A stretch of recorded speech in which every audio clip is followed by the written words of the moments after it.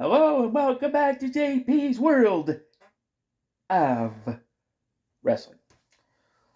So last time I talked about my top 5 baby faces of all time. These are guys that I loved. These are the guys that I loved to cheer for. These are the guys that I loved watching. And so today, naturally, my next is top 5 heels. These guys that made me so mad. These guys that got my blood boiling so much that I literally wanted to reach through the screen and start strangling them. Or one of the top baby faces in the company to come out and just beat the living crap out of them. So these are the guys that really made my skin crawl, made me want to do violent things to them. So we'll go down now. Number 5, he wasn't really a WWF guy, but he was irritating nonetheless, and that hot stuff Eddie Gilbert. Now let me just explain. Last year at some point, I started watching the early days of the ECW. And one of their top heels was Hot Stuff Eddie Gilbert, and he was really good at being a heel because I hated this guy. He was so irritating, so annoying. You could tell that he was sort of influenced by Jerry the King Lawler, but he was just something about him was just irritating. Just you just wanted to beat him really severely. Just the way he would invade the show like in between segments where they're kind of in a control room, and he would kind of talk down to the host, and then he would just, I don't know, he was just really irritating. And for that reason, he comes in at number 5 for me, top heel. And number 4, I mentioned him with Eddie Gilbert, Jerry the King Lawler. Jerry the King Lawler also was a guy that made my skin crawl, and he was a heel when he came in to the WWF. He immediately, on commentary, he just wanted to hit him. He just wanted to punch him. He would come out and he feuded with Bret Hart, talking about Bret Hart's parents, saying all these nasty, terrible things about Stu and Helen Hart, and just on the commentary he would say the cruelest, most horrible things. Sometimes he was kind of funny, sometimes, but apart from that, I saw this match where he was wrestling The Undertaker. It was a casket match, but it was for a Coliseum video exclusive for an Undertaker video. But the whole time he would just run from The Undertaker. And, he would often hide stuff in his trunks. He would pull them out and it'd be hidden in his hand. I don't think there was really anything there, but he would hit him and then put it back in his trunks. I didn't do nothing. And then in the Royal Rumble 1996, for most of the Rumble, Jerry Lawler hid underneath the ring. He didn't want to get involved with the match. That is until Shawn Michaels joined the match, pulled him out from under the ring, threw him into the ring, eliminated him, and then we were done with Lawler. Man, Lawler, he would say the most irritating, most annoying things. And when he feuded with Jake the Snake Roberts, he really took some really stiff shots as far as what he said to Jake. And, for that reason, and for just playing off, Jake the Snake Roberts' struggles in life, Lawler did a good job of sort of pointing those out and kind of demeaning him for all those struggles. So for that, Jerry the King Lawler comes in at number 4, my top 5 heels of all time. Now number 3 makes my list just because I found him annoying, and that was the Honky Tonk Man. Now nowadays, I can kind of appreciate the Honky Tonk Man more because I kind of understand the whole heel mentality, what the heel psychology, what his purpose in the match was. But back then, when I was a kid, man, the Honky Tonk Man, I just thought he was annoying. That way he would do his whole stupid Elvis gimmick, and he would do these little dance moves, and he would try to sing, and he couldn't really sing, and he tried to play the guitar, and he never ever proved that he could really play the guitar, and he was just really annoying.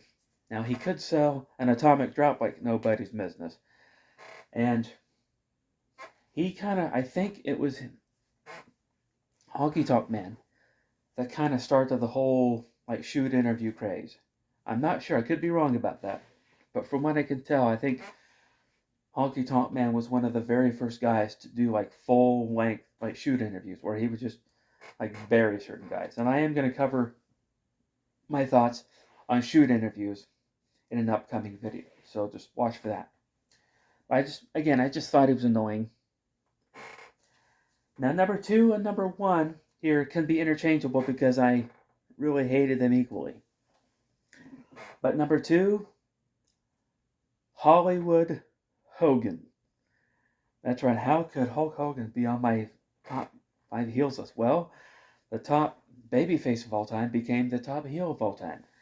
Now, you have to understand that when the NWO, like right as it was kind of taking off, and Hall and Nash were talking about their third man, who's going to be the third man, and when Hulk Hogan came out, leg dropped Macho Man, it became one of the bad guys. Oh my goodness, when at the time, I was seething. I hated him. I hated Hollywood. I hated Hulk. I wanted him dead. Not like literally, but man, I wanted somebody to just beat the living crap out of him. I wanted Sting or DDP or anybody just to take him out. That was until after a while, then I started understanding, okay, actually this is kind of cool.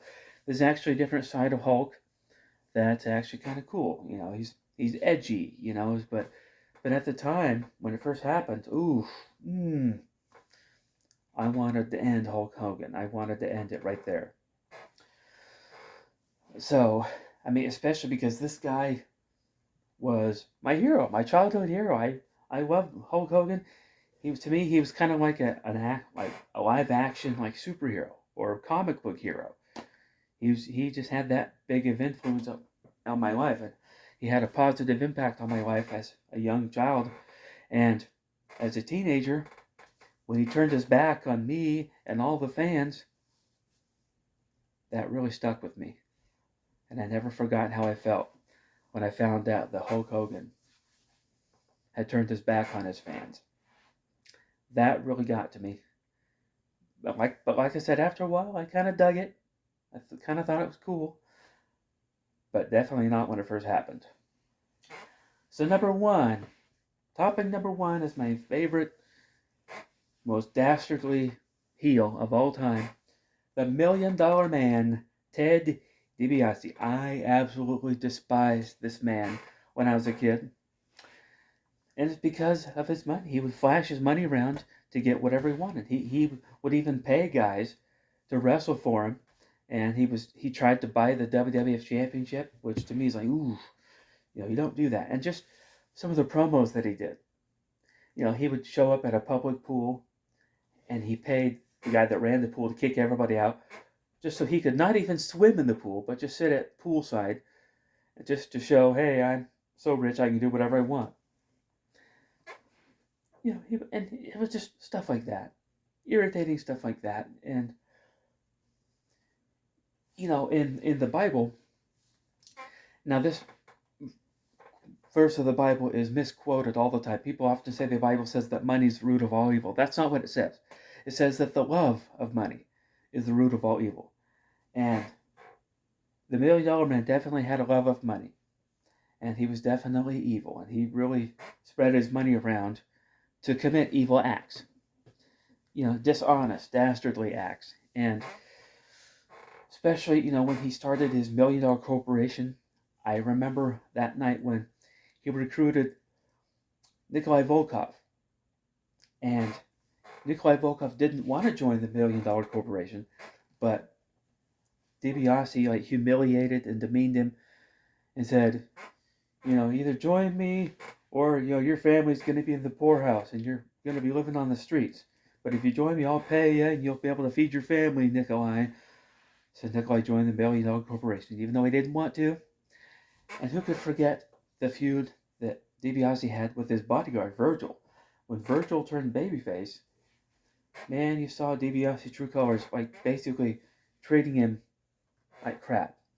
You will wipe the dog crap off my shoes, and you will do as I say, Virgil. Then Virgil finally had enough and hit him with a $1 Million belt, and we had a feud on our hands. But, nevertheless, Ted DiBiase was one of those guys that you love to hate. And he, to me, was like the tippy top heel because when I was a kid, I never remember hating anybody more than DiBiase because of the way he would just flaunt his money around. That's I never liked that. I always thought that was like, ooh, man. So that's why the $1 Million Man tops my list at number one as the top heel of all time. Now there were other guys like Sergeant Slaughter during his Iraqi turncoat days that, yes, he could have easily made the list too, but you know.